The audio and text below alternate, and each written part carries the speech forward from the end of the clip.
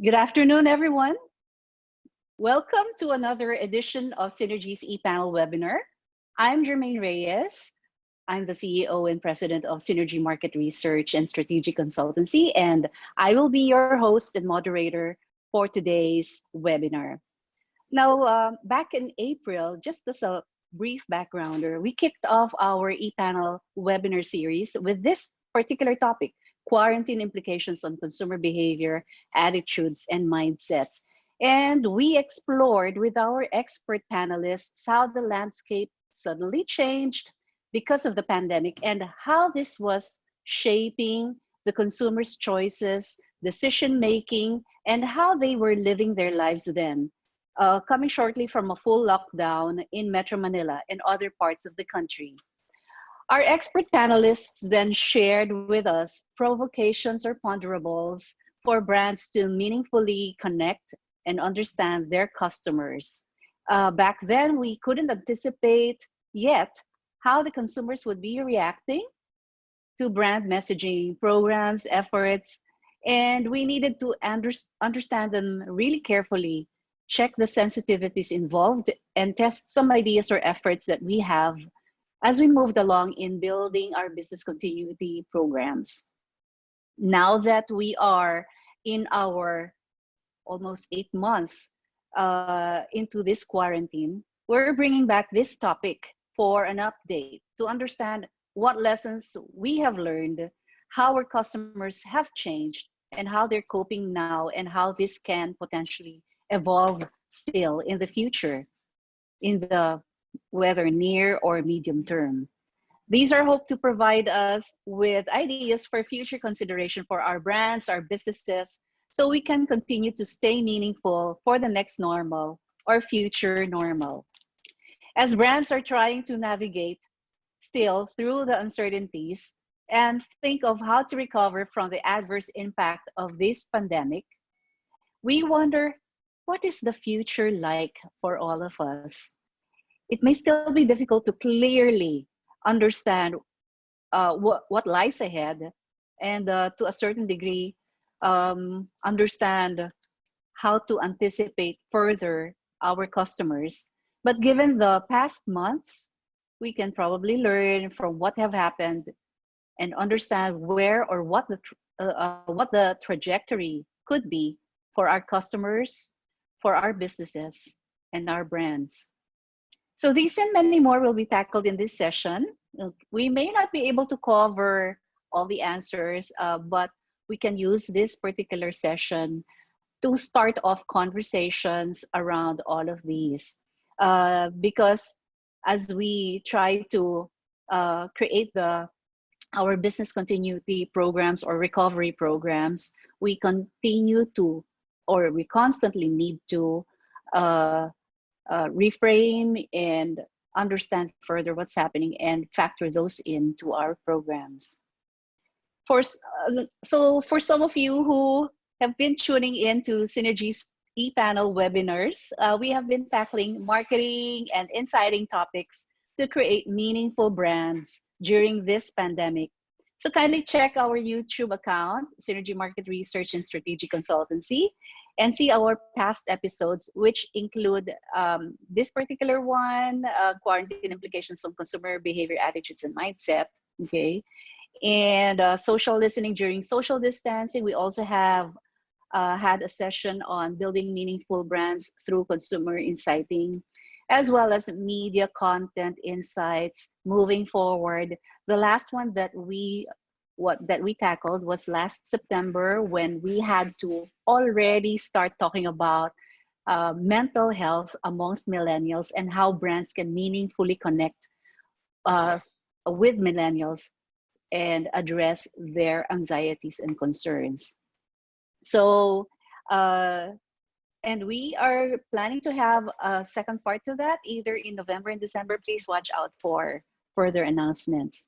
And before we proceed, please allow me to thank our partners who have been with us throughout this journey and our webinar series. Allow me to give special thanks to our co-presenter here, Future Proof. Future Proof has been the partner of Synergy for our flagship event, which is the Consumer Insighting and Storytelling Conference.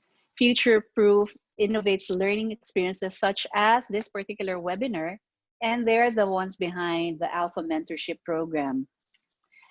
We'd also like to thank our media partners who have been loyal supporters of Synergy's events. Let me start off first with Philippine Star, thank you, and Business World, to Lucien Ditioco, Jay Sarmiento, and Criza Dialino Cao, and Dindy Sandiam.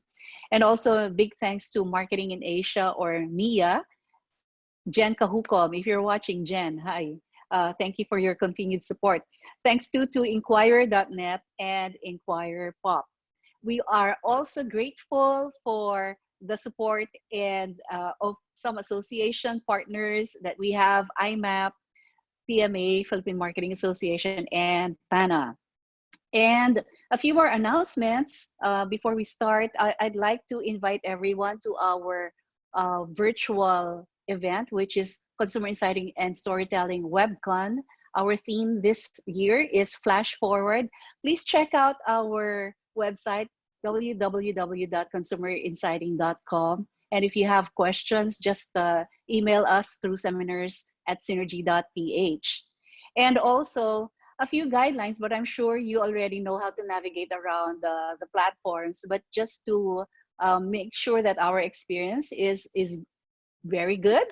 So as a webinar attendee, your microphones will be on mute by default. And if you get disconnected, just come back through the link that we have provided to you. And we have enabled the chat functionality, so you can share your comments on the topic and say hi to us, all right? If you are coming from other parts of the country, aside from Metro Manila, please say hi to us, okay? And we encourage you to ask questions through the Q&A button that you can find at the bottom of your monitor, okay?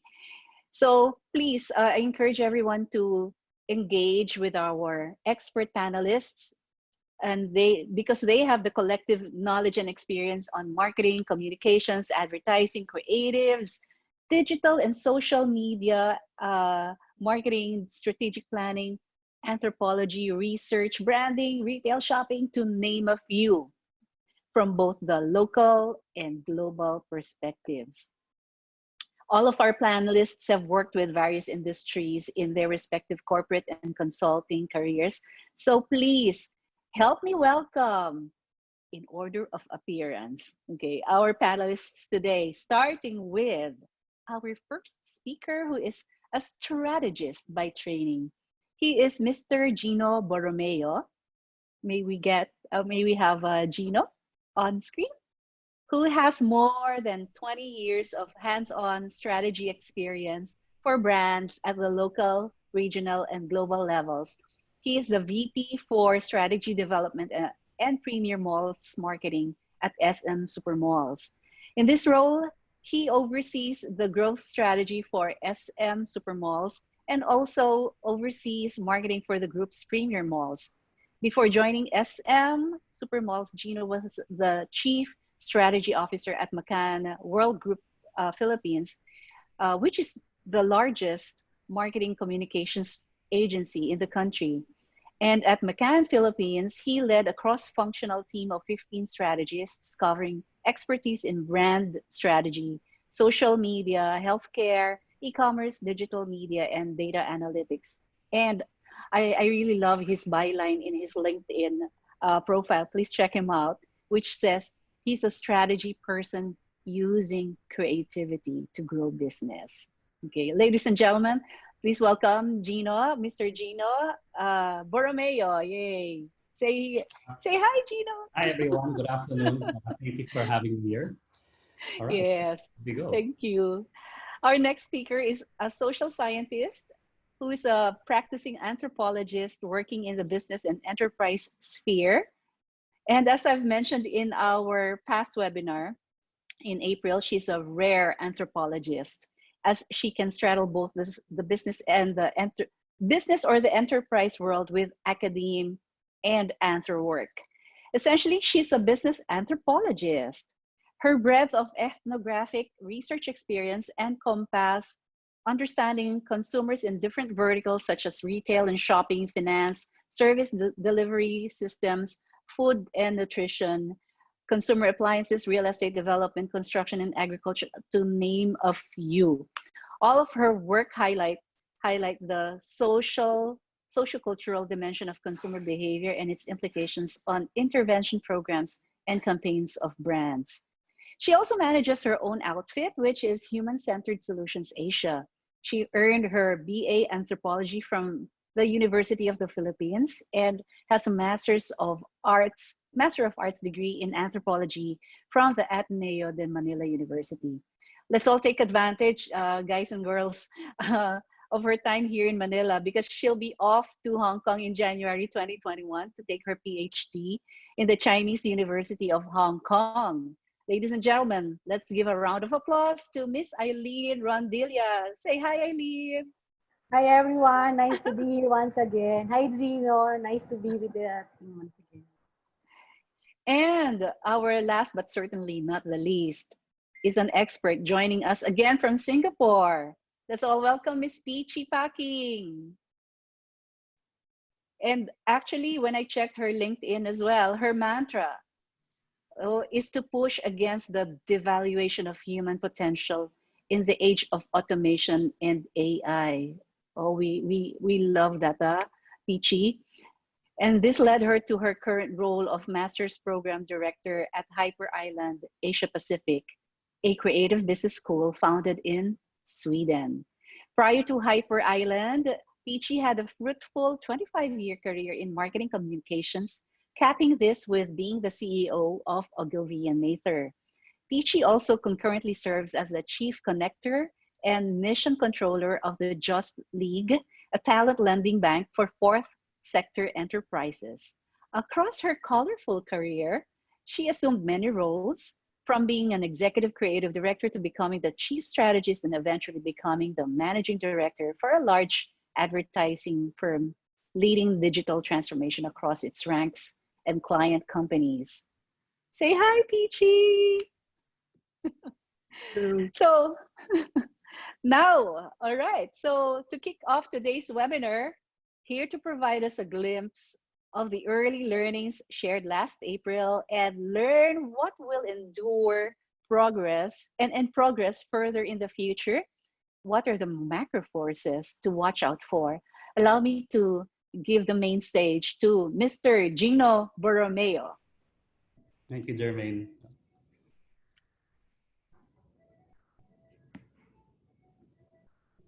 All right. So since I was asked to start first, I thought I could be most helpful by setting the context. And I think the question we're all trying to wrap our head around is, where are we now, 7 months later into quarantine life? Now, to answer that question, I think it's important to understand where we've come from. So let's rewind the clocks back to April when this panel was first done. So myself, Eileen and Peachy were talking about this. And what I shared then were what I observed were the 4 defining themes of quarantine life. So just to recap, the first theme I talked about then was how supply chains had been disrupted. And what this is about is that the natural flow of goods and services was disrupted by the quarantine and all the lockdowns. So that forced people and businesses to look for alternative means to source their goods and services. And it also triggered the rise of a local/neighborhood economy. The second theme that defined quarantine life in the early stages then was about how incomes were disrupted. And so during this time, a lot of businesses were shut down, which meant that there were lost incomes and lost jobs, which then led people to think about alternative ways to make a living and to source income. The third theme we talked about then was about how mobility was compromised. So this one is fairly obvious. With access to transport and mobility limited, we were forced to shelter in place at home. And as you can imagine, it had massive effects on people's lifestyle, attitudes, and behavior. The last theme we talked about in April was about how staying at home and having our normal way of living disrupted led us to be more conscious about the need to maintain our well-being. And when I say well-being, it's a holistic concept. It's about our physical, mental, and emotional well-being. Now, I think 7 months later, what's become clear is that these 4 themes are still true. They're still enduring, although I think the way they're manifesting has shifted to some degree. And I think right now, 7 months in, what we're seeing is the weight has shifted towards the effect of disrupted incomes and the effect of the quarantine life on our well-being. And that's really what we're going to focus on today. Because if you look at these four themes, if there's a word that captures where we are 7 months later, I think that word is reassessment. I think very simply, all of these disruptions to our life have forced us to take stock of our way of living, have forced us to take stock of our everyday lifestyle, have forced us to take stock of our choices. And you could say that pandemic life has been an extended period of reassessment. It's been described as the great pause by many anthropologists, and I tend to agree. This whole pause, which has been forced on us, has forced us to rethink our way of living. And I want to kick off with a couple of pictures that I took on May 16th, which was the first day of MECQ in Metro Manila. And if you recall, MECQ was the time that shops beyond supermarkets and drugstores were first allowed to reopen. And you'll see a very interesting thing that happened. During this time, right, we were all reassessing what is truly essential in our lives. And look at this photo. This is from one of the malls I was walking around in. And I was expecting the supermarkets and the hardware stores to be full. I was pleasantly surprised to see that this donut shop had a long line of customers waiting on opening day. And each customer was buying at least 5 to 6 donut boxes at a time. 5 to 6 donut boxes. What's going on here? Somewhere else in the mall, as I was walking around, I saw this long queue in a particular store. So this is Data Blitz. It's a popular computer and video gaming store. Not exactly the obvious suspect for an essential during quarantine. And this got me thinking. I think the lesson here is that when we say essential, the meaning of that word is fluid and can depend on who you're talking to. And it got me realizing that throughout the quarantine, the meaning of the word essential has actually been evolving. And what do I mean by that? I think in the early days of quarantine, when we were on ECQ, the strictest state of lockdown, when you talk about the word essentials, we were actually referring to obvious essentials, meaning basic necessities for day-to-day survival. So think food, medicines, milk and diapers for the little ones. As the restrictions started to loosen and we entered the modified ECQ, essentials became about the new needs that emerged due to quarantine life. Suddenly we realized that we were going to work from home for quite a while. And so everybody was scrambling to get laptops and tablets. School started shifting. I know summer schooling had already started doing distance learning during this time. There was no public transport. So suddenly bikes and electric scooters and other forms of alternative transportation became hot commodities. And because our anxiety levels were heightened, donuts, pizzas, cakes, and other delicious comfort food became new essentials to our life. Things that we considered junk before became essential, right? And now as the quarantine restrictions start to loosen even more as the year goes by, the meaning of the word essential is once again evolving. I'd like to describe it as the next set of essentials. These are the next set of everyday needs considering this new kind of life we're going to live in. Some examples include cooking and baking equipment, which if you go to any appliance store or department store, you'll find is in short supply or is in hot demand. Because suddenly everybody is a barista or a baker at home, whether for their own use or for business purposes. Functional clothing. I don't know about you, but I've bought more masks this year than I've ever bought in my whole life. So I think that says a lot about what we now consider to essential.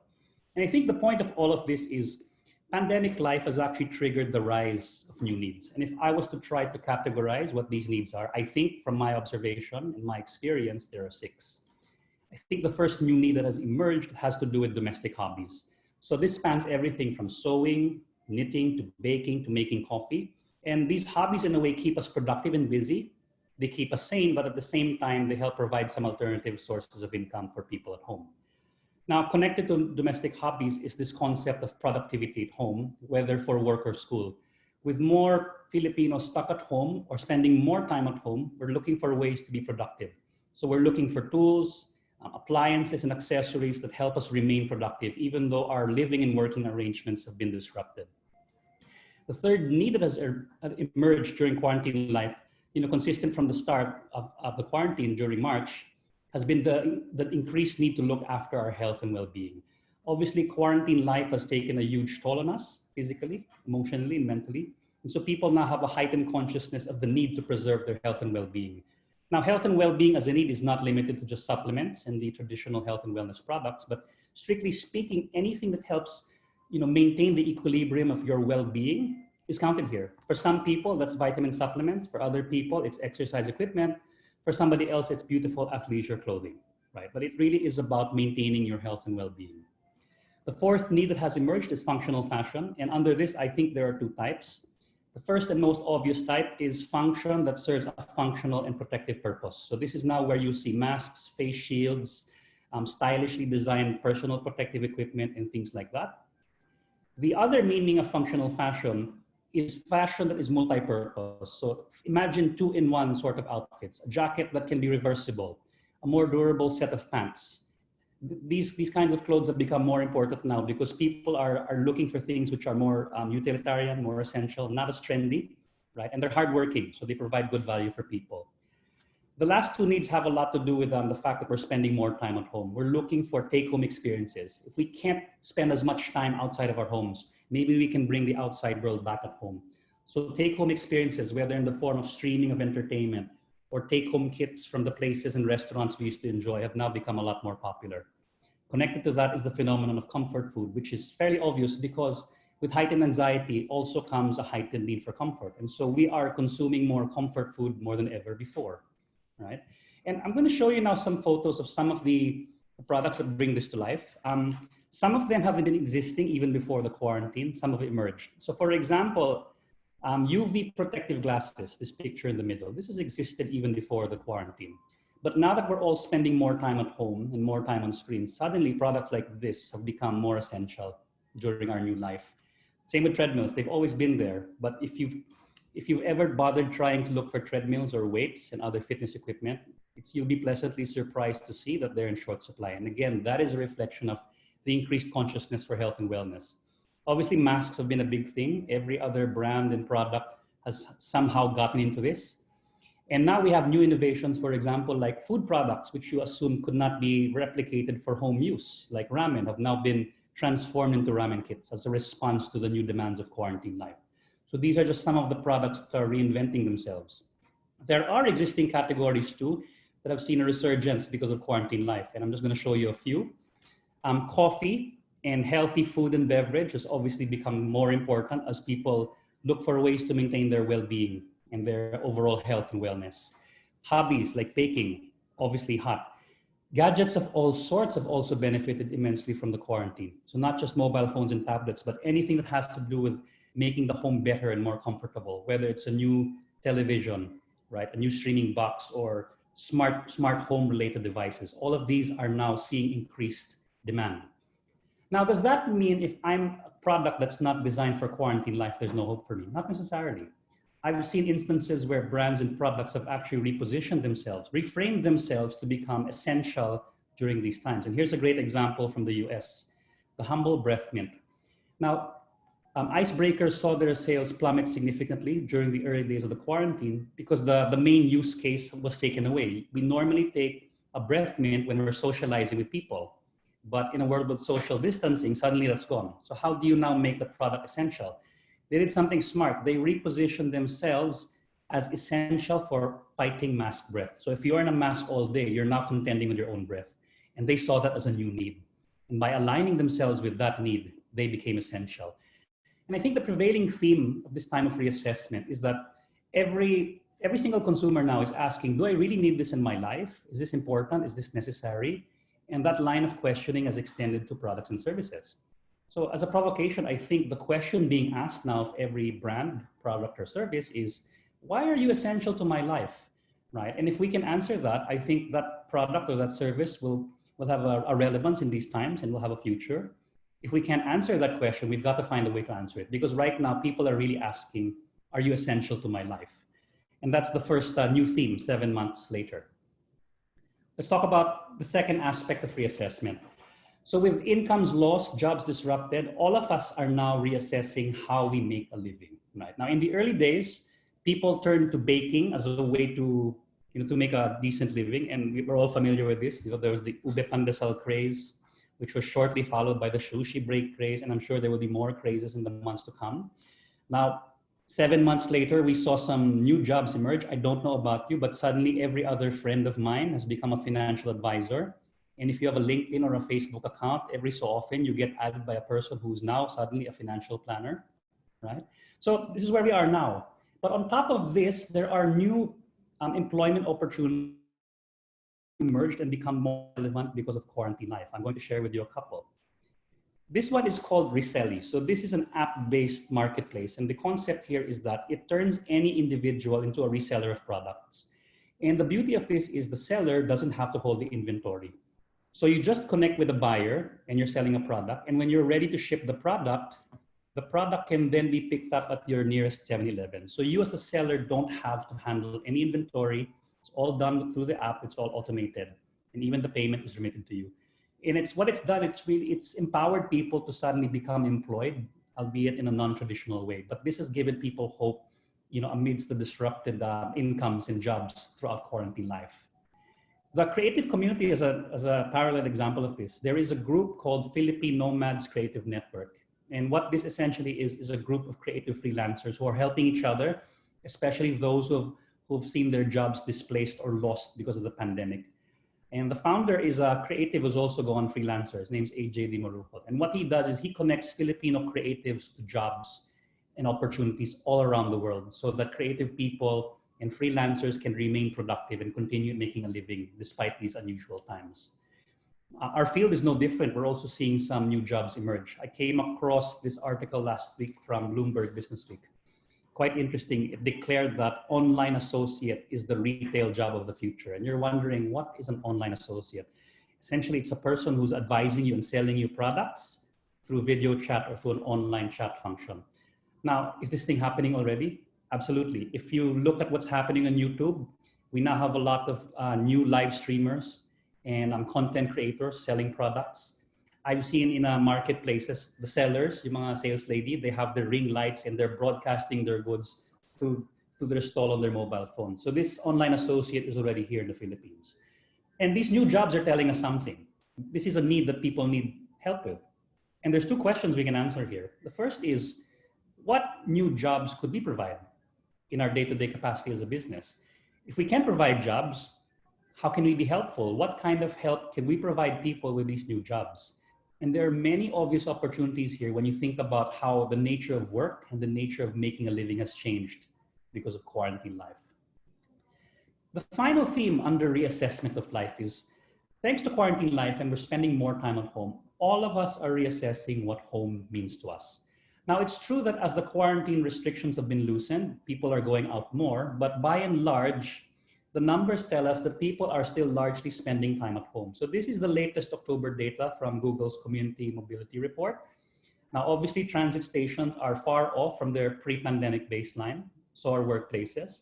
Now, while the residential mobility trend has improved, it's still quite far off from baseline. It's plus 16 versus where it was pre-pandemic. So that simply says that we are still spending more time at home, even though the quarantine restrictions have been loosened.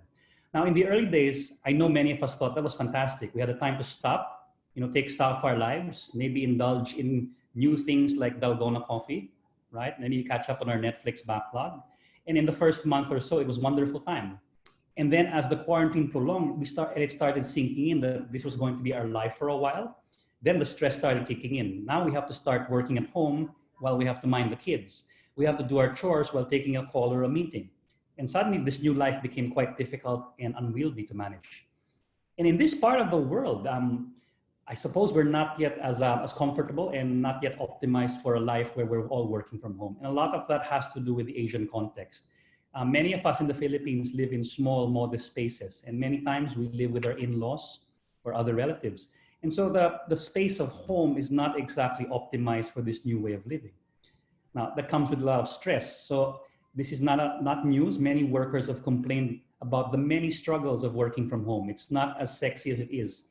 We know closer to home that with the start of online schooling, there have been many adjustments, many birthing pains, ranging from the quality of telco infrastructure to the psychological and emotional effect on the students of online learning. So none of this is easy, right? But this is happening. We're struggling.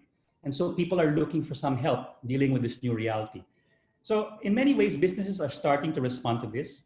One modest way we're trying to do this in our own world is we've realized that people need a break from home if they're trying to get some work done. And so with that in mind, in a couple of our malls, we've started creating co-working spaces, or what we call meeting pods, where people can step out of their home and just do short meetings, just do some short work, anything that they can do to take a break from the home and actually get something done. Because we know that with people spending so much time at home. They need a break. A couple of weeks ago, I took note of this very interesting marketing campaign from Globe at Home. And instead of fighting this idea of being at home, they've decided to embrace it.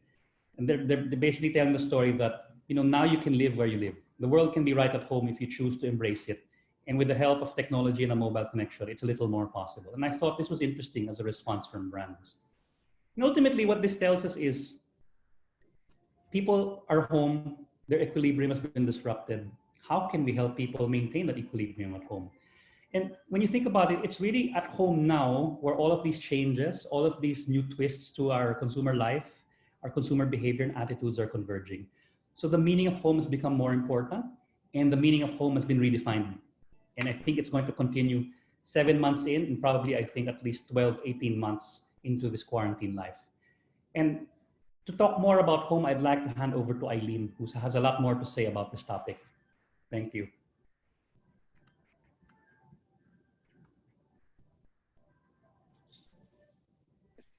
Thank you so much, Gino. I think you gave us a good cue. I think maybe we can move to Eileen's presentation, because just not to cut the momentum, because I think Eileen will continue with the home, an understanding of what's happening at home naman at this time. Okay, so I think without further ado, I'd like to pass on the main stage to Eileen in the meantime before we do our Q&A. Okay, yes, thank you. Thank you, All right. Gino. Yeah. Thank you.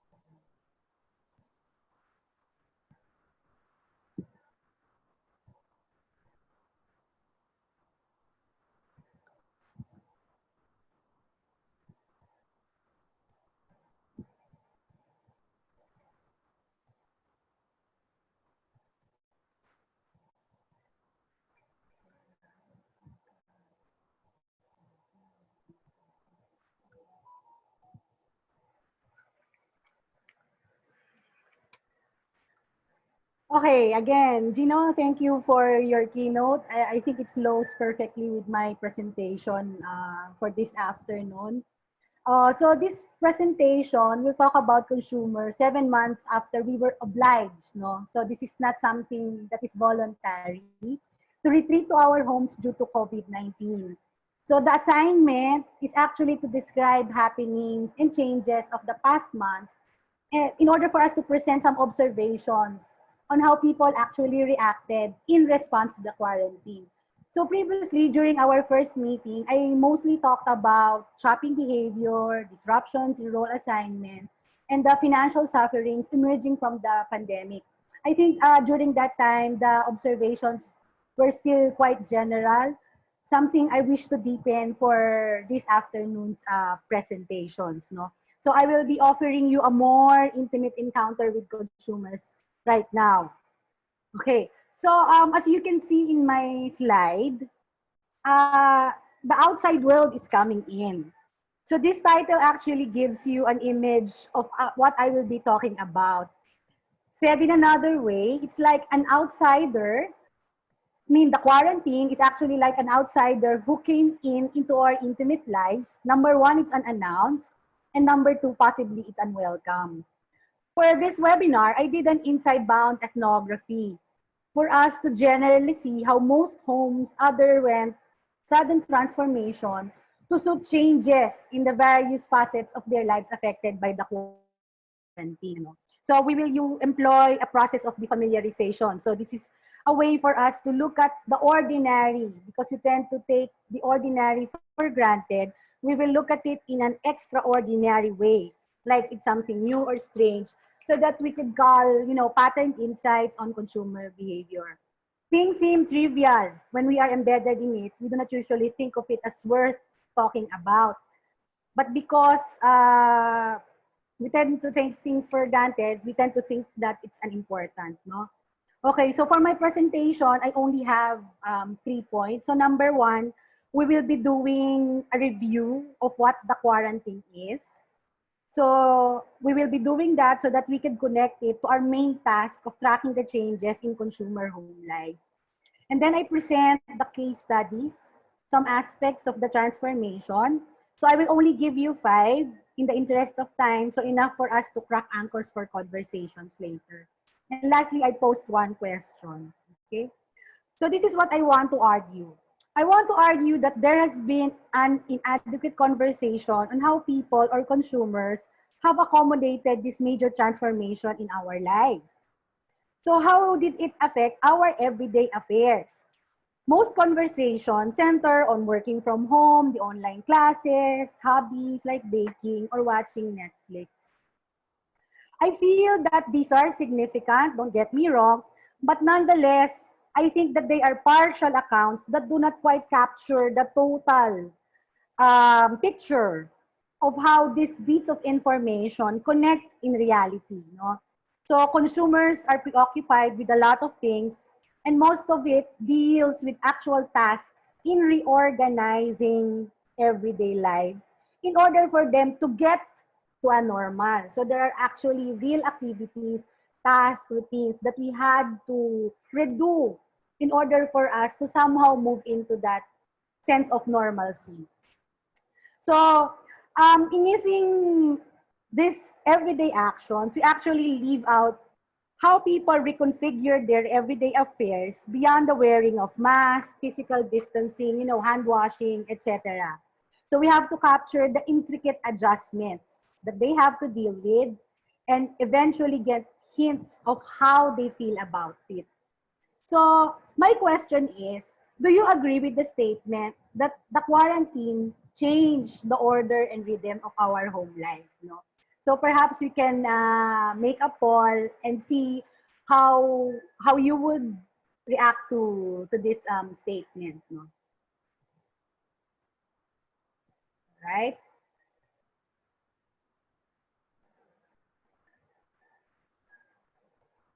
Okay, so while we wait for the poll to finish, no? Okay, so perhaps we can end the poll now. So I see that most of you agree that the quarantine actually changed and ordered the rhythm of our home life, no? Right. So let us share the results.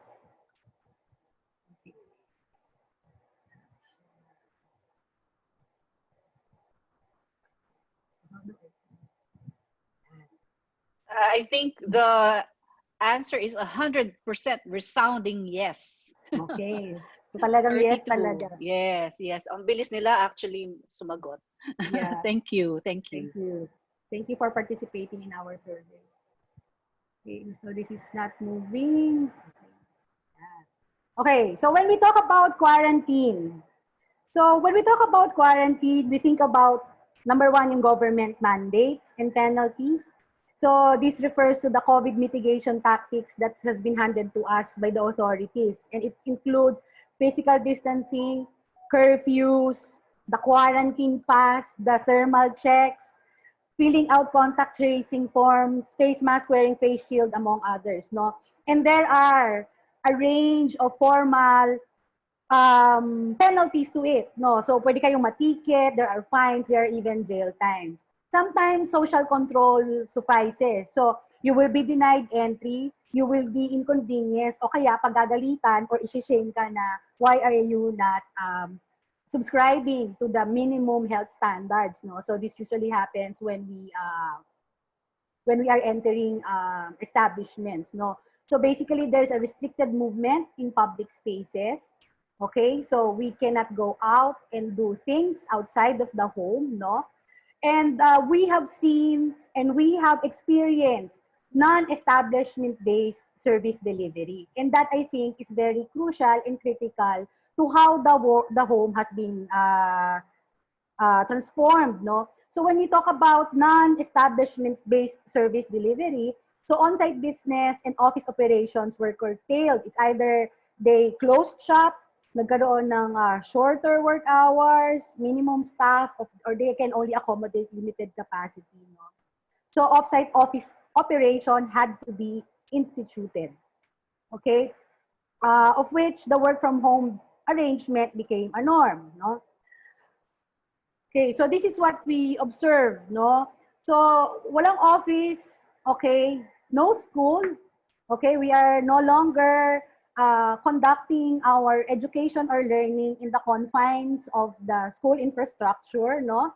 And you would also note that a lot of us are really sad about the fact that we cannot go we cannot go to church, no?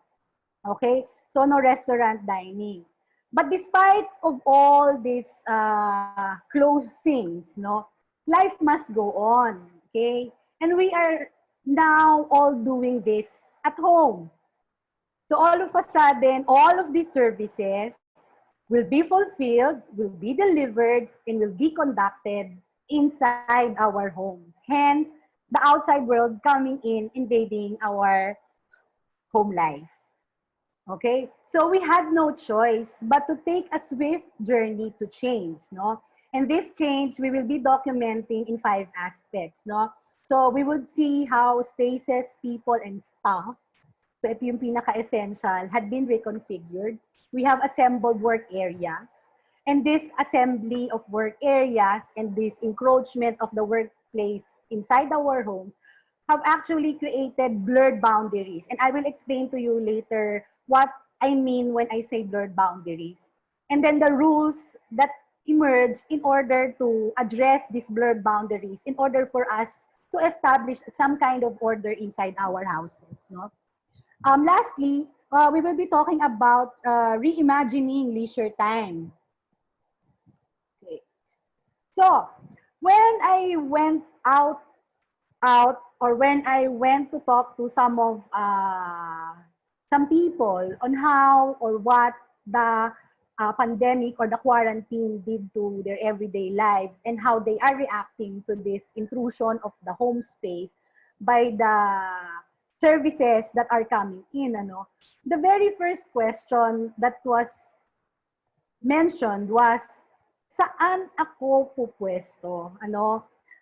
Picking up from what Gino mentioned a while ago, the Philippine setting is actually not ready for this kind of setup because as we know, a lot of our homes are not just not only have limited spaces, but because of yung bilateral kinship structure ng mga Filipinos, we tend to have multi-generational households, no?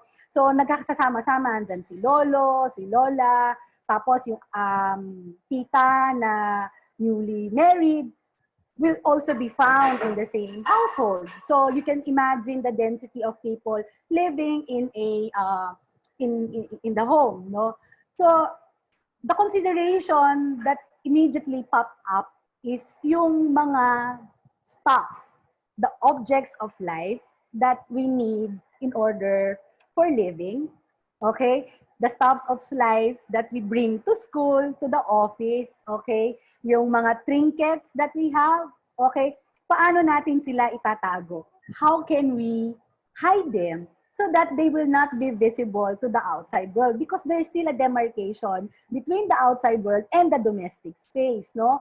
So some of the example that were provided is number one is yung sampayan, okay? Yung mga shoe rack, no? So just imagine if you are living in a 5-member household, the number of shoes that you would be having multiplied by yung number of occasions where you get to wear each particular shoes, okay?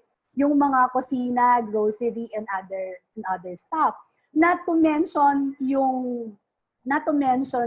the ambient sound that is probably caused by pets, whether yours or your neighbors, no? Okay, baka kailangang yung mga aso na tumatahol o kaya yung mga manok na tumitilaok is been a concern. Okay? People have been concerned about impression management, no? And we have been, even before the pandemic. However, when we are concerned about impression management, so when we talk about impression management, it's how we appear to other people, no? So we tend to calibrate or to fashion ourselves, no, depending on the kind of identity we wish to portray to other people. This time, hindi lang yung sarili natin yung kailangan nating i-manage, but also the spaces where that would be seen when we conduct our online meetings or our online classes. Ano? So kung saan area ka mag-work or mag-study, sabi nga ng informant natin, dapat kahit papaano maayos. So you have to angle that. You put some embellishments that would create a semblance of order. Okay, lalagyan mo ng halaman, iaayos mo yung mga work files. Even if for that space alone, that will be visible to the other people. Okay?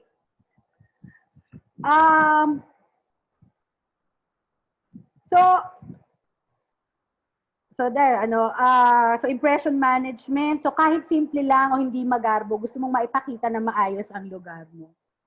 So in relation to that, we had to assemble several work areas.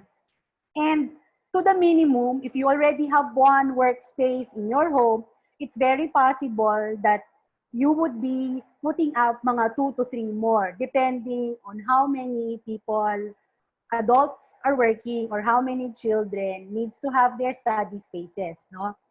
So they have to convert spaces.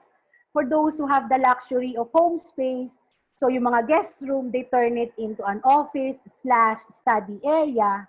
Okay? We had one story wherein in that house of, I think, mga 6 to 8 members, it is only the mother's room that is air-conditioned. No? But because 3 working adults need to transfer their workspaces in the house, what they arranged was to have the mom leave the room first para makapag-set up ng office. Kasi yung mga work ng 3 adult na anak na to is very computer intensive, ano? So kailangan masyadong mainit pag doon sila sa labas. Okay, so we also had to boost our work setup. So that means increasing connectivity. If before some of us would only have one ISP, depending on the nature of the job that you perform, you might be dedicating that to one person alone. Let's say nasa BPO siya or nasa IT industry siya. And then you get another one for general purpose connectivity and another one for backup, no, for emergency. Usually it is the prepaid, no. So we produced fixtures, okay. So we secured some some office chairs, tables, etc. No, and to a great extent to make these areas conducive for productive work. Some of us actually had to spend and shell out some amount in order to accommodate this to this workspace, no? Okay. But for those who do not have that luxury of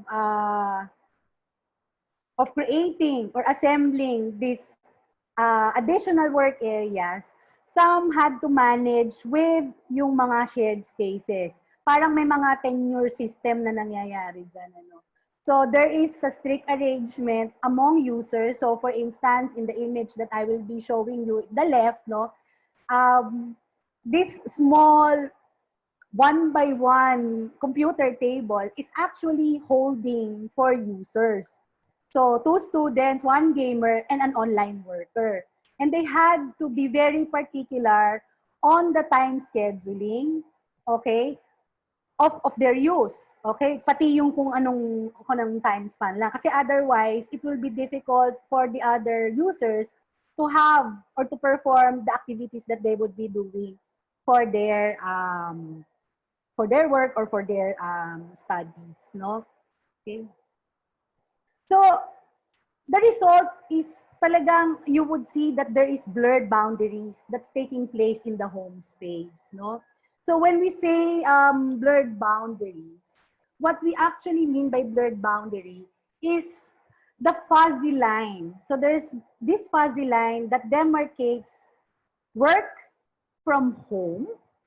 And it entailed, because of the fuzzy line that demarcates work from home, meaning yung workspace mo, tsaka yung privacy ng home space mo are actually coexisting side by side, a few inches away from each other, no? It entailed a lot of adjustments on body movement. Okay, so we tend to disregard that part of the normalization is actually integrating into our movement, into our body actions, yung mga transformations that are happening around us. So, what do we mean when we talk about body movement? Okay? So, yung paglalakad, being mindful of how and where you walk. Walang matatamaan, yung pagsasalita, hinihinaan, okay? Kayang mag-gesture na lang instead of calling attention verbally. So if for instance, a family member is working and you need to call the attention kasi nasusunog na yung sinain niya, hindi pwedeng ate or kuya or daddy, ganyan. So ano yan, tinginan lang siya sa mata. So in a way, parang na-embody natin sort of as part of the normalization process, all these minute behavior that are needed to somewhat move into this sense of normalcy. So this blurring of boundaries between work and home also required a lot of, you know, sensitivity and consideration towards others. Especially, for instance, this is very visible pag magkaiba yung time schedule. So if your husband, for instance, is working in the wee hours of the morning at a time when you and the baby is sleeping, how do you act so that none of this will be disruptive of the routines of the other family members, no? Sometimes tensions and negotiations would have to take place. So meaning they have to talk about this to reconcile on how to go about this yung parang mixing of activities, no? Okay, so people had to discuss arrangements, agree, and respect yung mga deals nila, no? So we don't usually think of the house as having this kind of social dynamics among its family members, to the point that sometimes there would be tensions that needs to be negotiated and resolved, no? So I just wanted to point that out, that because when you talk about mental health, these are some of the factors that we can actually look into why mental health can be affected by this kind of setting that we are having. So as a case, this is my colleague who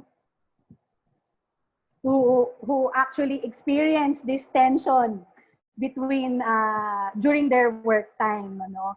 So at a time when she needs to deliver her class, the husband also had to attend to a very important meeting. So who will be attending to the little one, no? So she had no choice but to actually accommodate and include as part of the class that she is handling at that time, no? So sometimes you would really ask, is it really all right for children or other family members to be seen during meetings or to be seen during online interaction? Okay? I think this is debatable.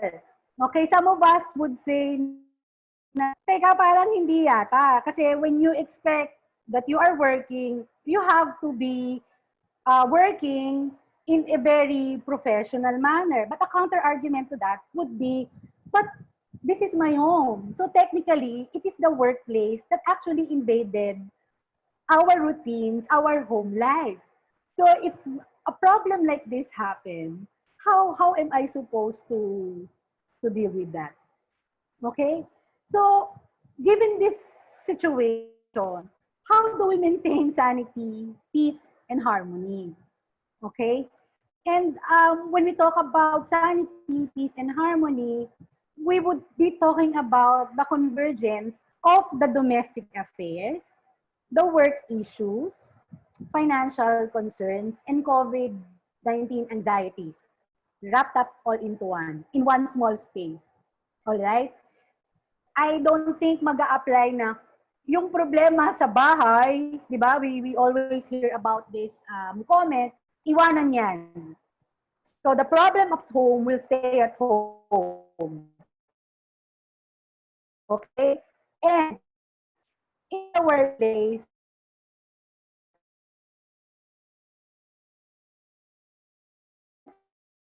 home and the workplace is integrated with one another. Okay? So, family members will have varying needs, no? Children would have varying needs. Pag na-board yung mommy mo, okay, kumbaga yung mga senior members of the family, sinong kakausapin yan? Ikaw na nagtatrabaho, how do you do that, no? And you have to talk to them. But then you are also working. Okay, so you would see how there are competing roles that are happening.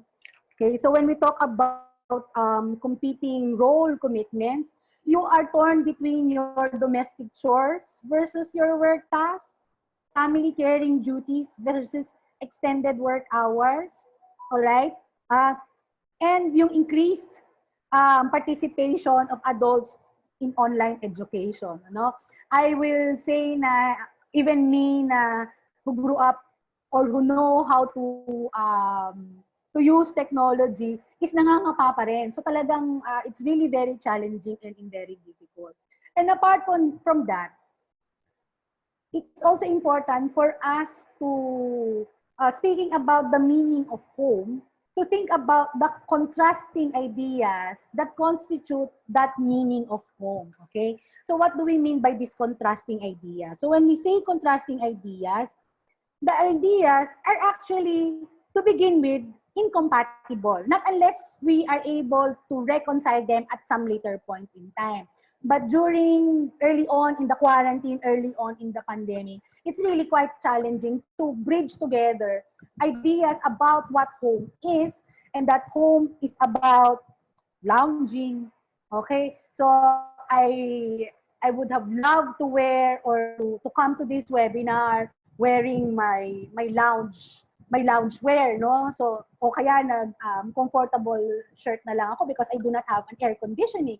But then again, the expectation, since I will be addressing a professional audience, even if it's very hot right now and I do not have an air conditioning, I have to accommodate that, all right? No, I cannot be too comfortable in this kind of context that we are all having right now. Okay? So how about yung work? What's our idea of work? So it's professional. So hindi ka pwedeng pahila-hilata dyan pag nag-meeting ka, no? So it's similar to body movement. Merong embodied bodily ways of expressing being professional, no? Even the tone of voice. What if kakatapos mo lang magalit because something was not done the way it should be done in the house, and then you have to attend this meeting? Of course, I cannot speak in that kind of voice. So you practically have to train your voice to speak in the most professional manner that you can master. Okay? And focus, no? So how do you even focus if you have to watch out for other activities like making saing, etc.? All right. As a result, we have to an extent actually tried to grapple and deal with that blurred boundaries. No, one of our main tactic or strategy is to establish new rules. No, okay. So if before ang mga rules lang natin is yung mga cleaning out the dishes sa bahay, ano, make your bed, ligpitin yung kalat, etc. Now, merong mga additional rules that kind of emerge, no? So one of the common rule that we've heard is walang magne-Netflix or magsi-streaming kapag or tuwing. Okay, so nilagyan niya ng time slot. Like now, okay, so if you are doing a major presentation like this one, you wouldn't expect or you will give caution to your other family members that you cannot watch Netflix, do streaming, do downloading, or do heavy gaming at this point in time. Okay? So rules are the formal and informal ways through which we regulate and organize our lives. No? So sometimes rules can be unspoken, other times agreed upon. If these two things work, it needs to be imposed. It needs to be formalized. No? So violations are noted. Siguro sa una, papalampasin ka, and there are corresponding punishments for these infractions. No? So there is actually a kind of power play that actually happens in the management of all these arrangements that are happening inside our homes. So we do not want to think of it that way, but it looks like we have to be open enough so that all of this can be put into the conversation in order for us to address effectively these happenings. No? So nevertheless, new ways of bondings emerged. Right? So we experience things together.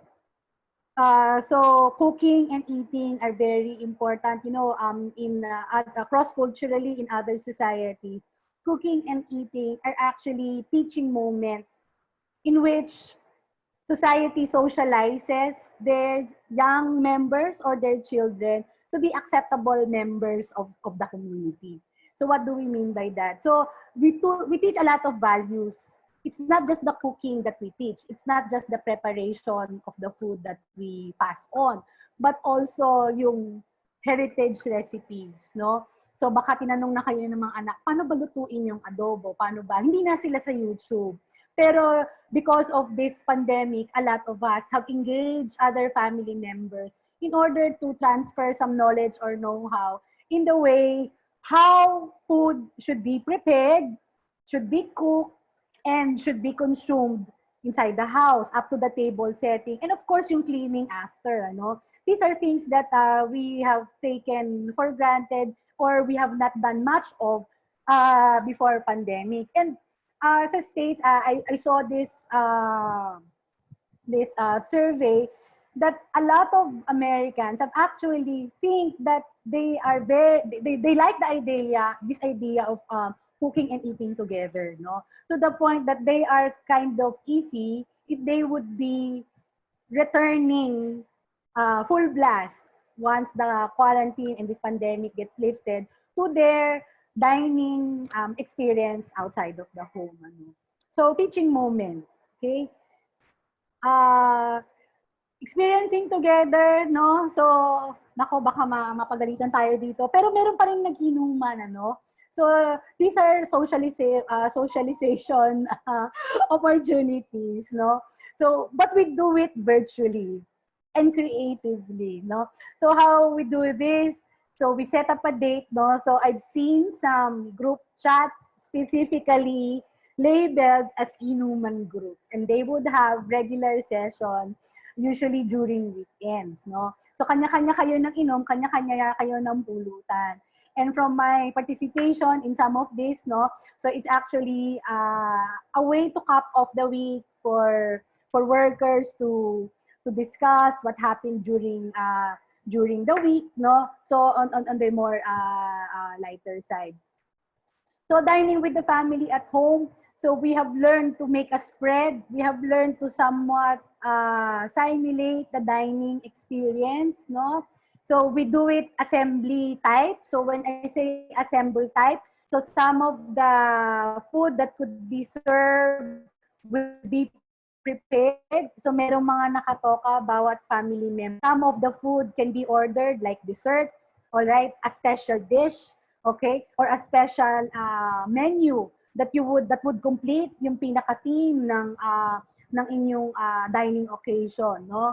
So during the earlier part of the lockdown, I was observing that you would sense na talagang merong ding controlled consumption dun sa the way that we celebrated our mga birthdays and anniversaries. It was very simple, but later on, I think once na nakapag-adjust na tayo, people had started experimenting and trying out new dining experiences and eating and cooking activities. Okay, the discovery of the me, no? So, apart from all these social or mga family times or mga bonding moments that we have spent with our family members, there's still that part wherein you are able to discover new a facet of you, no? So merong mga nag-gardening, no? I encountered a group called Coffee Home Brewers, no? So meron silang tinatawag na brew doon because they would tend to spend a lot on their coffee assembly, no? So from the grains, the very sophisticated machineries, trinkets, and gadgets that they would use to do their home brewing. Okay, so marami pa. So we're just actually scratching the surface just to give you an idea on how this all link and connect in this experience of the new home that we are having right now.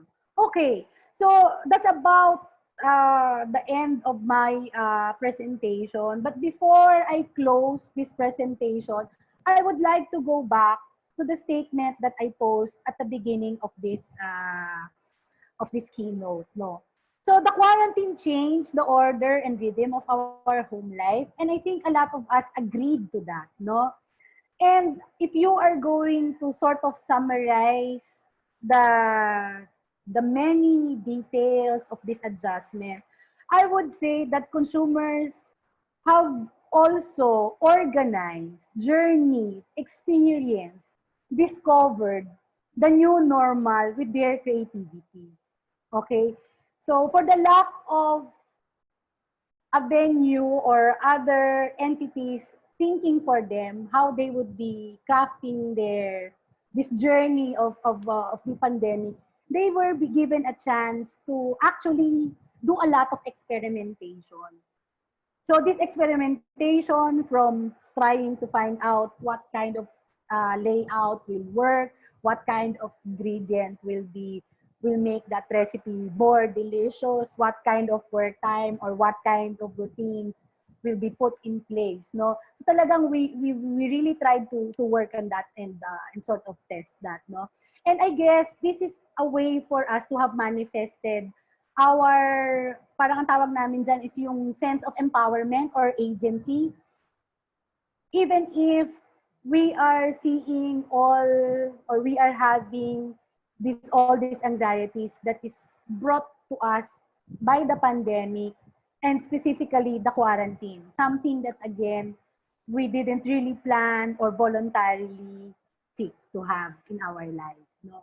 So with that, because this is a presentation for marketers, for brands, I leave you with one question. Okay, just one question for you. So how have we meaningfully driven our brand in the reordering journey, experience, and discoveries of consumers during the quarantine? So remember, ang mga homes, they are quite selective in whom they allow in their lives, no? So have you inserted your brand yourself in this very exciting, very exciting, and to some extent talaga namang sometimes nakakapagod, ano, na journey na to. So, and if so, how have you done that? Okay, so with that, I end with my presentation, and I now turn the floor over back to Jermaine.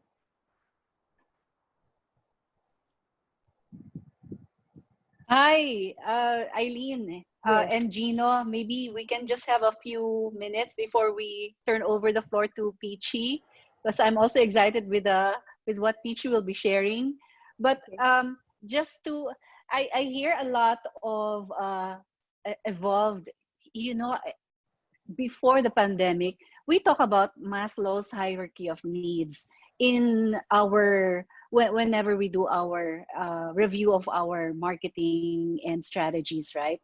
So I don't know, parang if you try to research the Maslow's hierarchy of needs, parang napaka-simple niyang tignan ngayon.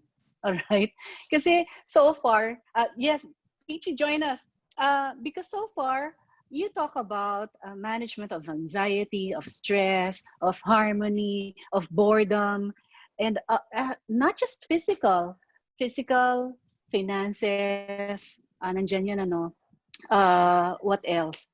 Pero parang, I don't know, parang nagbago yung, if Maslow were alive today, I wonder how he would have drawn the hierarchy of needs. Now, what's your take on that? I mean, how um, thank you for the sharing, Gino and Eileen. For the brands and the business owners or startups out there, ang dami-daming ideas for product innovation, given the many pain points that Gino and Eileen have shared so far. All right, so many product innovation ideas that one can think of, and I think it's giving us me. I'm very hopeful because I think for those who are despondent during this whole time, again, where do you source ideas for your next innovation or your next product uh, enhancement, etc. No, so it's all of the pain points and the current needs that Gina and Eileen have shared so far. I don't need to enumerate them. Ang dami, no? Ang dami. So what's your take on Maslow's? Sorry, ah. Parang hindi, dati, I see when Wi-Fi became, di ba, yung joke noon, Maslow forgot one need, yung Wi-Fi daw, Oo. di ba? When Wi-Fi came around, all right. So parang ngayon, iba na eh. Parang, I don't know, what's your take on that? Gino Maybe muna. I'll kick off. Maslow's hierarchy of needs. So I think that term assumes that it's a step ladder. There's a sequence. I think the big change is become flat. We're all needing it at the same time, right? We not only need to survive, right? We're also looking for self-affirmation, and at the same time, we're also looking to self-actualize. Kasi nga, this whole quarantine life has just messed us up Galing, giving me physically, goosebumps. emotionally. Ang galing. Oo nga. So I think Oo. and I think what Eileen's sharing, I think that's also why we're feeling so anxious and burdened. Parang ang dami nating iniisip at the same time. So for me, it's Right. flattened. That's my take on it. Very good point. Eileen, what's your take? Kasi I'm a specialist of meanings. When I do my studies, I look at the meanings people ascribe to things, to events, to objects, to the products that they buy. And parang it doesn't have that dimension on how consumers or people would interpret or say what this thing means to them, what being hungry means, or what suffering means in their own terms and in their own language. So parang for me, it's kind of bitten for us to actually, I mean, it's useful kasi talaga namang bago mo unahin mag-leisure dyan, kailangan mo muna i-secure talaga what's important. But then we have to actually, yes, supplement it with the understanding of meanings and what people think or how they feel about it. Yes. Peachy, would you have any thoughts on the current needs now? I'm very intrigued by Gino's view of the Maslow's hierarchy of needs and how things are all jumbled up and maybe even flattened. But I think if you look it up, the triangle, people have been challenging it already, and part of it is we might not have acknowledged a higher order, which is meaning self-transcendence.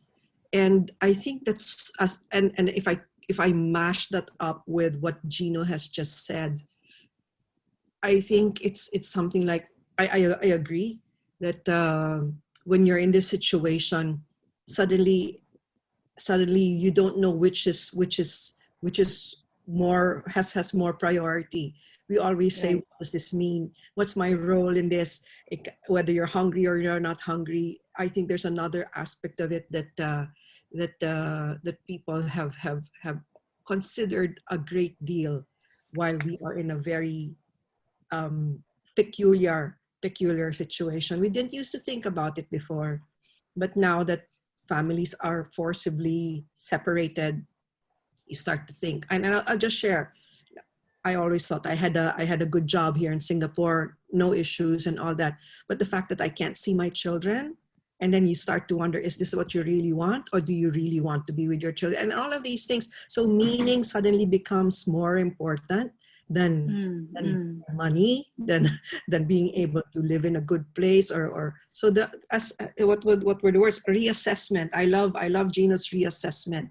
And yeah, so maybe, and just this morning we were having a conversation saying we really have to challenge what the old scholars stated as truth, because they have never experienced Experience. truth, our current reality. And so yes, of course, we will always be respectful of these models, but let's not hold them as the answer to everything. And that's going to be part of what I'm going to share also about in a bit. So yes, definitely reevaluation, a reassessment, and maybe a reconfiguration of Maslow's hierarchy of needs, as according to Eileen.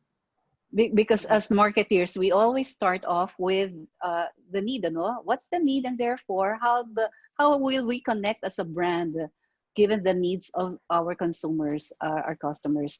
Maybe in the interest of time, maybe we can proceed to Peachy's sharing of provocations, and we'll turn over the main stage to Peachy. Yeah, I'll just answer an anonymous attendee Okay. question, because it's been there for quite some time. The question is, might it be also that consumers are moving towards being producers or creator of their experiences, artifacts, even items that they used to purely consume? And yes, and I agree. super agree. If there are foreigners in the audience, I beg your pardon, but it has more impact if I say this in Tagalog. Nagkakanakawan ng baking items. True. When your deliveries are left outside and people see it's for baking, they nick it, they steal it, they steal your stuff from Red Mart or whatever grocery. So yes, that making stuff is definitely on the rise, has risen, whether it be sardo or kombucha or I hear you saying coffee. All of these things, suddenly there's a Ebiko. yeah. All of these things. Suddenly people just want to create things. Yeah, Jermaine, can I pick up on that conversation? I think that actually dovetails with what we've been talking about yesterday, na consumers are the creator of their own experience. And it has been in the domestic and private realm.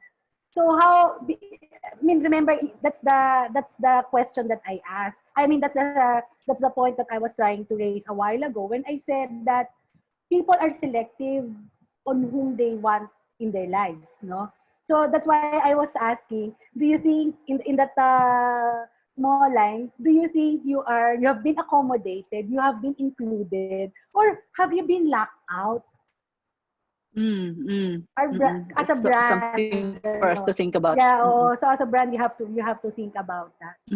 Sana yung mga tao. Yeah. Before we move on to you, Peachy, Peachy. there's a very interesting role for brands, Sorry, just to jump on that. Yes. I mean, now because people are wanting to create and they want the tools to create. I mean, there's an obvious role for brands there. If you can facilitate or be a co-creator, as a facilitator, you have an important role to play. Pero that practically requires the brand to rethink its role in the consumer's life. That's to seamlessly blend into the lives of the consumer, yeah. To weave into that. Yes. And provide meaning. Yeah. Before we move on, there's one question here from Mr. Lucien Dityoho. We're in a state of in-betweenness. Home life blend will continue to evolve in another 6 months or more, probably. How do you picture our behavior will be post-pandemic? Post-pandemic. Great question. Yes. Who would like to? I mean, I think I'll speak for everyone and be honest enough to admit that nobody really knows for sure. I mean, and it's quite funny, throughout this whole pandemic, I've heard that phrase, I don't know, more times than I've probably heard it in the last 5 years. It's quite refreshing. So I think we'll put it out there.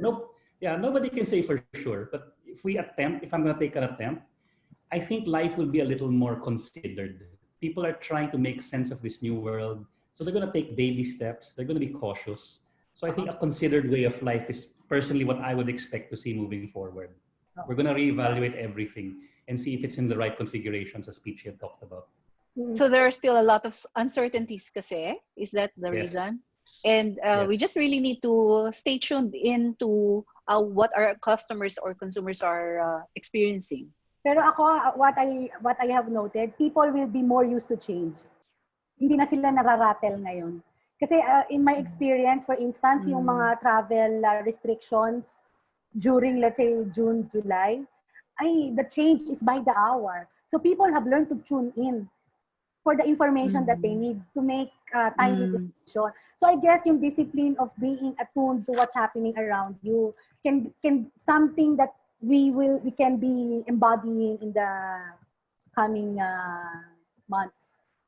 We actually had a talk about that with Peachy. Remember Peachy? Na parang yes, there are uncertainties. How do you frame it again, Peachy?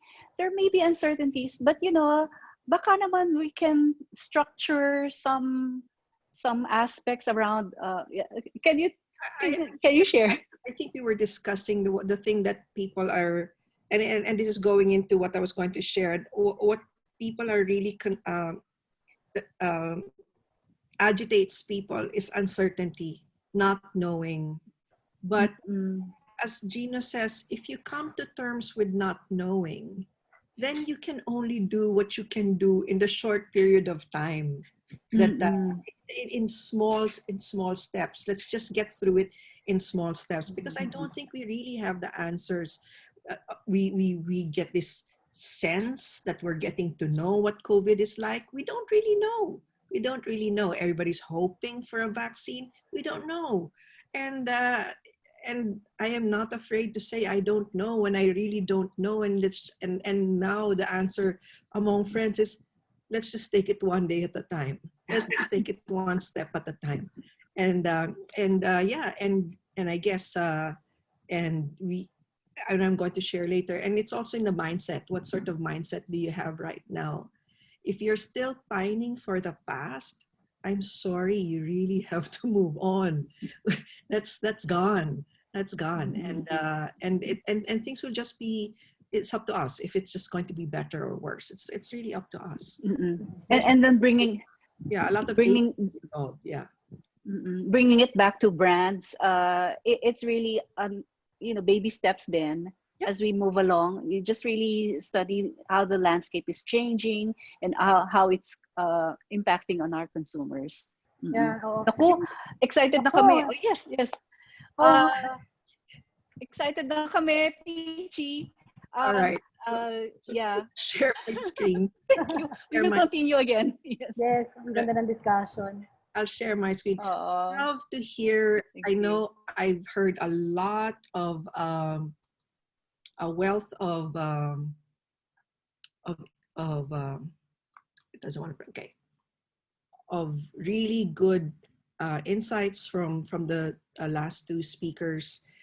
From Gino, I'm taking away the word reassessment. From Eileen, I'm taking away the word reconfiguration of space. And everything that you share. So I said I'm not going to provoke anymore, but maybe I'm going to ask people to reflect, because I think that's what we need more than any other time is to be able to reflect and to figure out what is our role in this.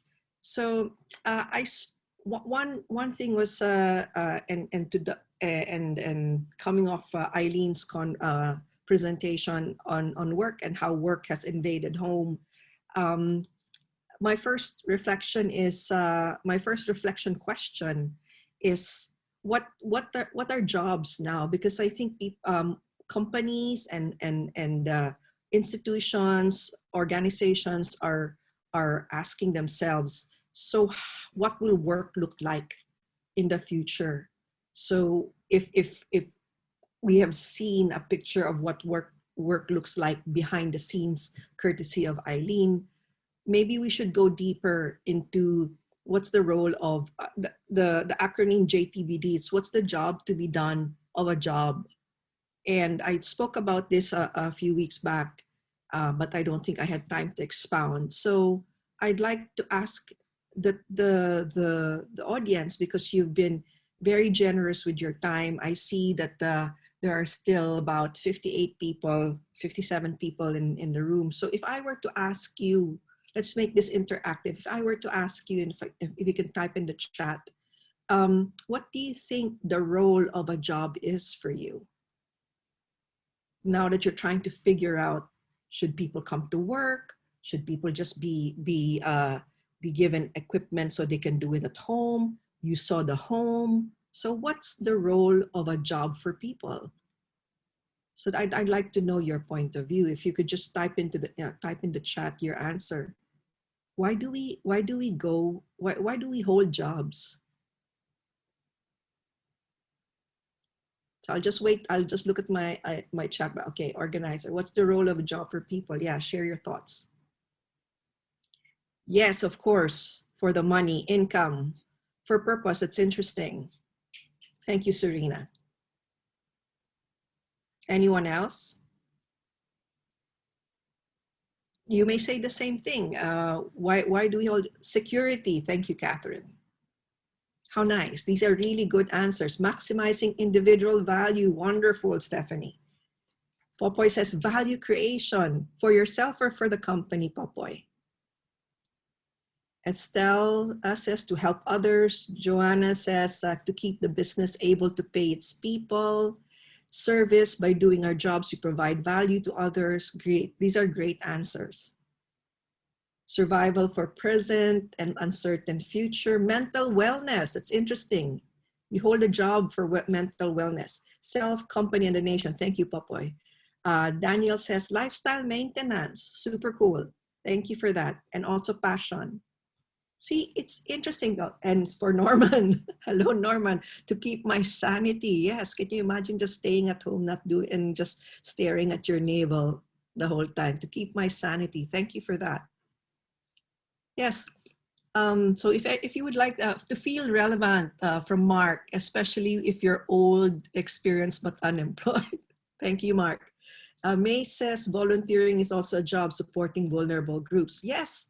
Yes, all these and more. Now, I'm asking the question in the context of the larger question people seem to be preoccupied with this, which is what does a job look like now?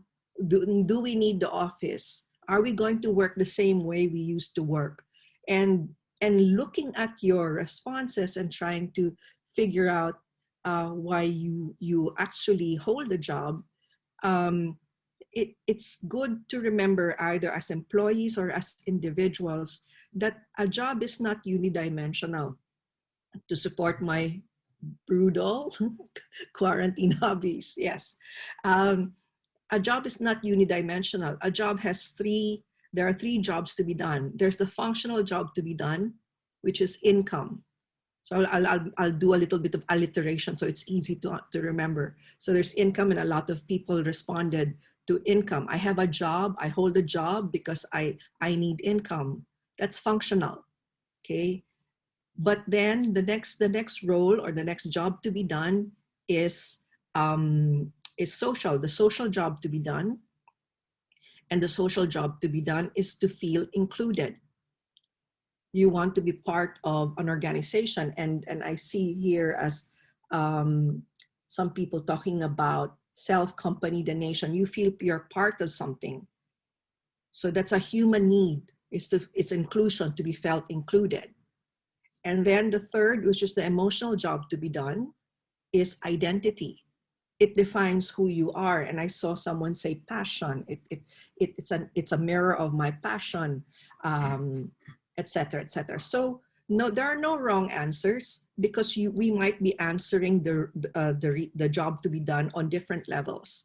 So I throw this question back. I throw this lens back to those who have offices and have companies and employees, that you must figure out what the job to be done for your talents are. And and only then will you create this plan to say they should come back, no, they should stay home, because you have to realize that if it's about inclusion, that can be done virtually. But if it's about and it's about identity, are you creating opportunities so the talent can express their identity? So I think we are, when we ask these questions, and it seems like it's being asked rather often, we're looking very small. And I encourage everyone to pull back and understand the higher level need of people for going for holding jobs, and then that will guide you in terms of whether you cycle people or not have an office at all. So that's something that I wanted to share in terms of one reflection, and I'm very grateful for people for their answers. Yeah, so that's one point I'd like you to reflect on. The next point I'd like us to reflect on is this thing: do we really know what we know? Yeah, and this goes back to Gino's point earlier. Now's the time when there is absolutely no shame to say I don't know. And that's not a weakness. That I feel that's a very strong sense of authenticity and knowing yourself. And it's okay not to know things. In fact, we cannot really know things. And it's interesting that this when I was trying to figure out, how do we know we have learned? How do we know we have understood? Therefore, how do we know which feeds into how do we plan for the future? There's a very interesting thought that says no individual can know everything, and you know that, right? Not one person, but knowledge resides in the collective. So the more we speak to people, the more we have these conferences, the more I get responses from the participants, the more the knowledge is created. We all contribute to what it is that we know. We may be guests on this webinar, but by no means do we know everything. We have shared with you a lot. The first two guests have shared with you their observations and their conclusions, and it's nice to have a conversation, because it's in the conversation and the sharing that we really drill down on what we feel is true. And that's another thing. We are so hungry for the truth. That's the reason why Jermaine and I were talking about what is it that makes people anxious.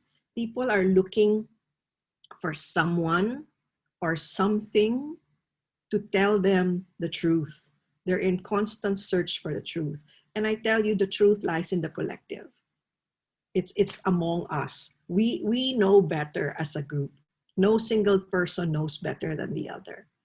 And that's very interesting, because I'd like to ask a question and to the group, which is, when was the last time you needed to be brave? So if you could, on your mobile phones, or perhaps if you are on a computer, open up a new window and go to menti.com, and or perhaps just answer the question here, since we're already here. The question is, let me go back one slide. When was the last time you needed to be brave? So if you could just answer the question on the chat, don't bother with Menti. It will just open another application. Let's just use this application here. If you could type in your response, either in the Q&A or in the panel, in the chat box.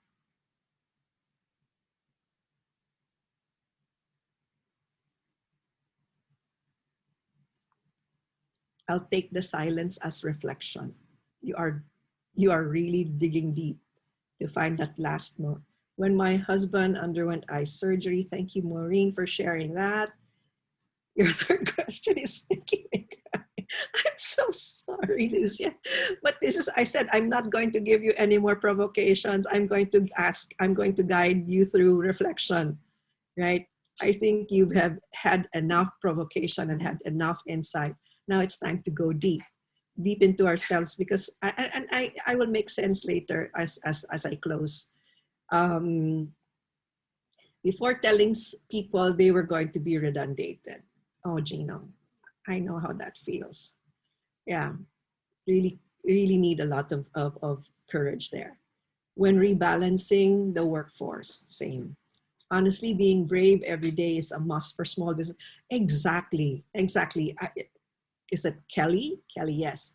Melanie says, when I was asked to resign in the middle of the lockdown, the need to be brave and compassionate when a few people were due for regularization and they could not because they were not performing at a level that would deliver value, especially during the pandemic. Oh my goodness, yes. When you need to step out of the home, when it was still ECQ, when you decided to report to the office knowing that there is a senior at home that needs to be protected. Jermaine says, when the quarantine was getting long and I had to think of my team and my family and how to take care of them, think about what will we do every time I go out in the morning. Yes, Norman, every time we wake up, we are supposed to be brave. And I think this is my way of sharing and closing, perhaps how I'm I want to call it a presentation. The third reflection point that I wanted to share with you, and Eileen has already mentioned this, is we will not survive if we won't try to experiment. If we won't try little experiments and trying to see what works and what doesn't work. I wrote here, experimental mindset is a business imperative. Then I took a step back. I said, no, it's not just for business. It's a life imperative. We have to keep on trying little experiments. If they fail, they fail. That's fine. Let's move on. That's the only way we can start moving forward. As I said, if you're still pining for the past, the way things were, you'll just end up really, really miserable. So let's start moving forward, regardless of us not knowing what's ahead of us. But a little bit of experiments here and there. What if I don't? What if I don't? What if I take a hit? What if I take a hit on the profit this year? So little things. I won't tell you what to do, but I think you get my point. We have to have an experimental mindset. That's the only way we will survive. And these words are in my way of giving you something to hold on to is we must be infinitely curious. What is happening? I started off by saying the thing that makes us curious is anxious is not knowing. Then let's find out. Let's start reading and reading the right stuff. Okay, get out of your filter bubbles. Go out and read other things. Don't just rely on your social media feeds. Get out and be curious, infinitely curious. Wonder about the shoe shine man in the corner. What is he doing right now? Now that no one's having their shoes fixed, now that no one's really getting their shoes busted, what's he doing now? Wonder about your manicurista. Wonder about them, and start being curious. And then develop the courage to try new things. As I said, it's about having an experimental mindset, and that's what's going to save us. That's what's going to keep us encourage us and want us to get out of bed every morning, as Norman said. And only when we are curious and we are courageous, then we start building confidence in not knowing what is coming. We call it being comfortable in the ambiguous. So that's the only time, if we take little steps, and always don't forget. I would say I should never forget that. Always with a sense of compassion. Let's do things with a sense of compassion, because Compassion is higher order empathy. So empathy is just feeling what other people feel, but compassion is actually being provoked to act on certain things. So there were questions here. What are we going to do? How is our behavior going to change? The truth is, I don't know, but we have every capacity to determine how our lives are going to be. In we call it spheres of influence. So within your sphere of influence, even if it's just a sphere of one, you have total control, right? You have control over what happens in your house, even if we can't control the larger environment. So these are the words I'd like to leave with you, especially those asking questions. What can I do about an uncertain future? We can't do anything that requires vaccines or travel or anything, but what we can do, what is well within our purview and our capacity to act, is be more curious, be more courageous, start building your confidence in the unknown, and of course, always be compassionate. So that's what I wanted to share with you as far as reflections are concerned this afternoon. Thank you.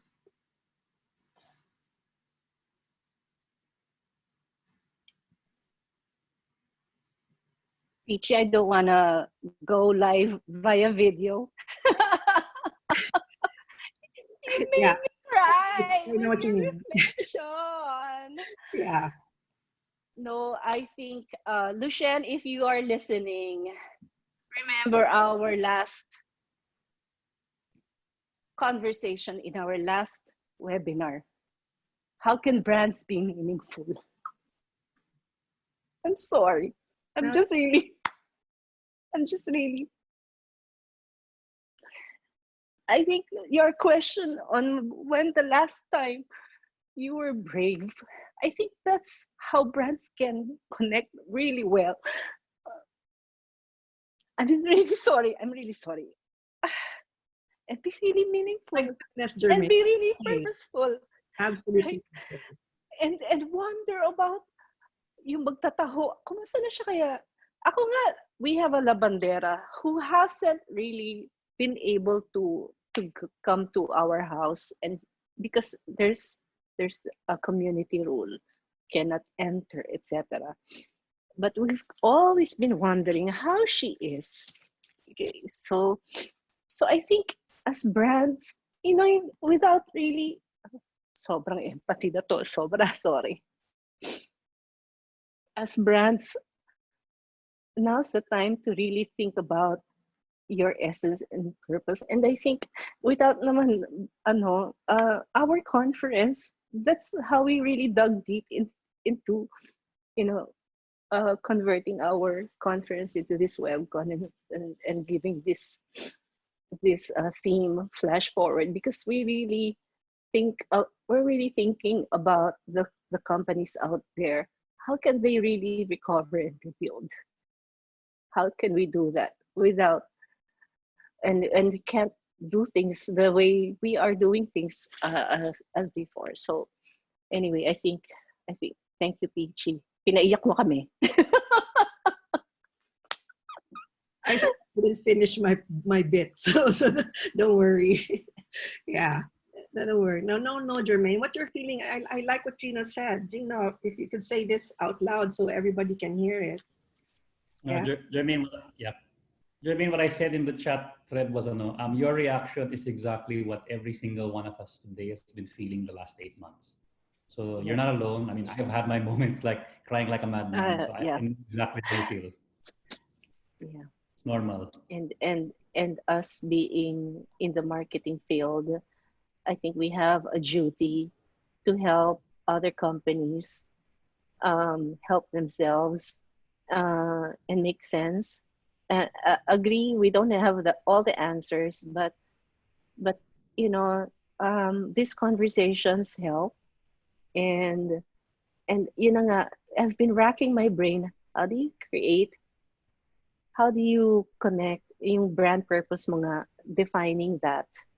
I think just by wondering about what the others are suffering from, and helping them have a better life, not just better quality of life. I think by thinking about around those ideas, I think we can make a difference. Yeah.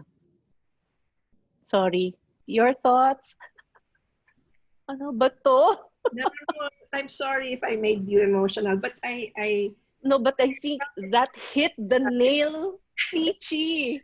I felt it was necessary we talk about this because we sometimes talk about the questions that I have been asked are so up there when I feel like you should be going Yes. in here, not up there, in here. Right. Yeah. And yeah, so I felt like sorry if it's a downer, but I hope people walk away It's with a lot of insight, a lot of right. reflection. It's really how you can make your brand and your company come alive in these days. Sa dami ng with all the uncertainties that are happening and what the consumers are really suffering from. Anyway, other thoughts? Eileen, would you like to share any? I think we have to celebrate the little victories of the everyday. Diba? I mean, why would I Mm-mm. need to wait for a milestone event in my life? And I mean, I'm saying this because I have seen how people have celebrated the small victories. Right. Diba? So yung mga, oh, I was able to do this with my kid and I, ganyan. So those are really very important that we do not look for other grand events to take place for us to feel happy. And I think for this time, it has been a source of encouragement and strength for Mm-hmm. a lot of people. Mm-mm. And we should continue to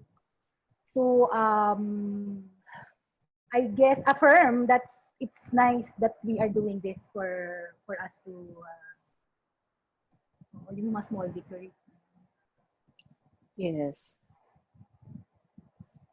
Uh, would there be other questions? I particularly don't have any other question.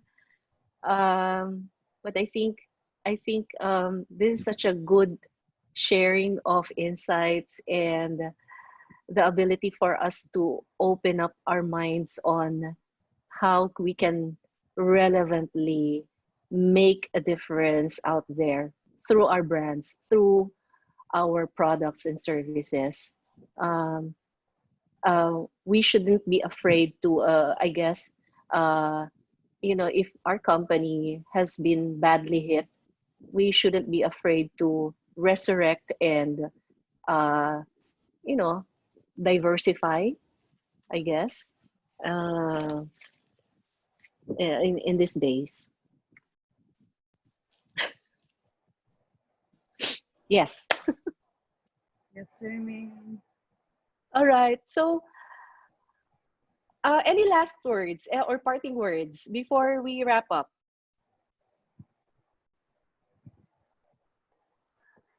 Gino, maybe start with you.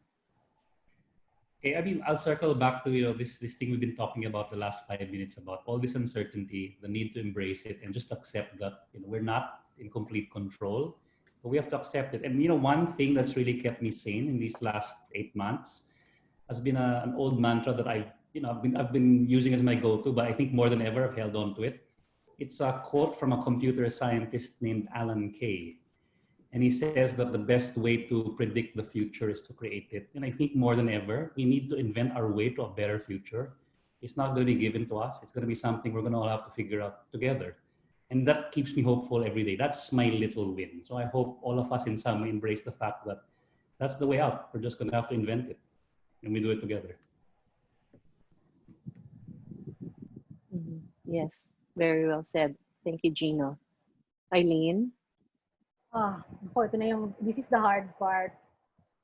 I think we have to feel where consumers are coming from. I would reiterate my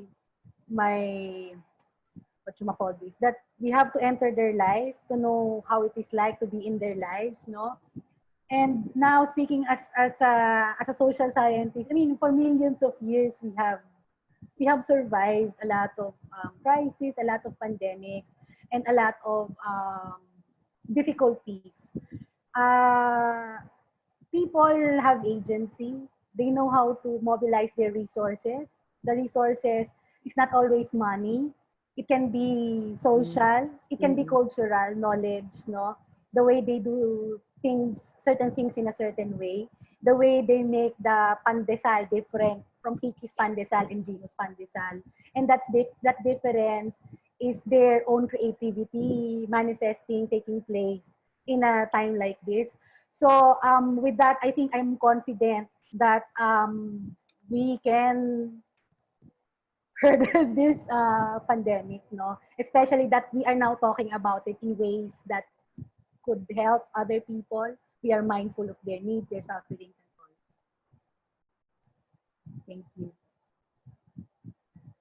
Yes, thank you. Or uh, parting advice, Peachy? I have no more advice to give. We should just Mm-mm. uh, there's so much time. I know there's so much confusion that's happening right now, but what might help is when we don't add to the confusion and just be quiet. Right. Uh-uh. Be Mm-mm. quiet and reflect, and not in a kumbaya way, but really writing down things, as Eileen said, things that you might are grateful for. There are many things that I wish I Mm-mm. could do right now, but I'm still grateful.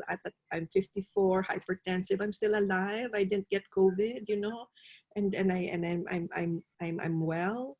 So those things make me go on. Make me go on, and I'd like people to start. I'd like to share that with people so they could start looking within as well. So, but thank you very much for the opportunity to share a point of view. Yeah. Mm-mm. Yes. Thank you. Thank you so much. We've had a lot of thank you so much for your encouraging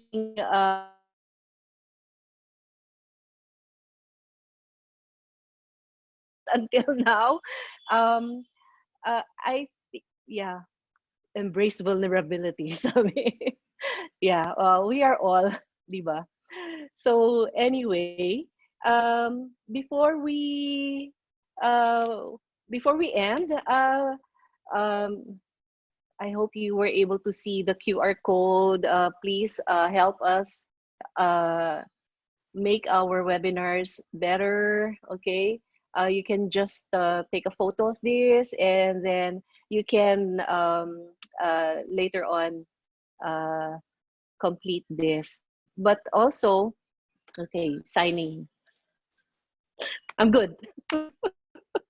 So, uh, also, we have an announcement. Our webcon is going to happen in November 18 to 20. So please take time to check out our website, www.consumerinsighting.com. So it is really to help companies flash forward through this pandemic and rebuild, recover, and race forward. And before we end this session, I also would like again to thank our partners, Future Proof, Philippine Star, Business World, Marketing in Asia, Inquirer.net,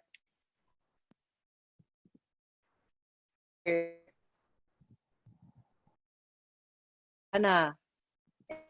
Once again to our panelists, Gina Borromeo, Peachy Packing. Thank you for joining, What's happy? announcing if ever. I'm sorry, Eileen. Sabi ko choppy. Oo. Ah, this webinar. Um, here, no? So thank you so much. Very heartening, and I think our own respective vulnerabilities came out today. So we're here to help Ay, companies. Jermaine. Wait pala. Can I say something? Yes, of course. Oh, I wish to thank all those people who helped me in the preparation of the presentation because I had to talk to Okay, some okay. people. Oh, yun lang naman. Thank you. You know yourselves. So, yun ba sasabihin mo, Eileen? You know. You All know right. yourself. So, kasi nag-interview pa ako. Thank you. And actually, tama-tama, before we end, I'd like for us to be reminded by this quote, okay, from Rafael Bemporad, founding partner of BBMG and a branding firm. A rising generation of consumers is looking for brands to stand for something bigger than the products that they sell. They want brands to embody an inspiring ethos, bring a strong point of view, and take action to make a positive impact in the world. So I chose this quote because nga, throughout this pandemic, I think we all need to really build meaningful brands. And this quote was done before the pandemic, was made before the pandemic.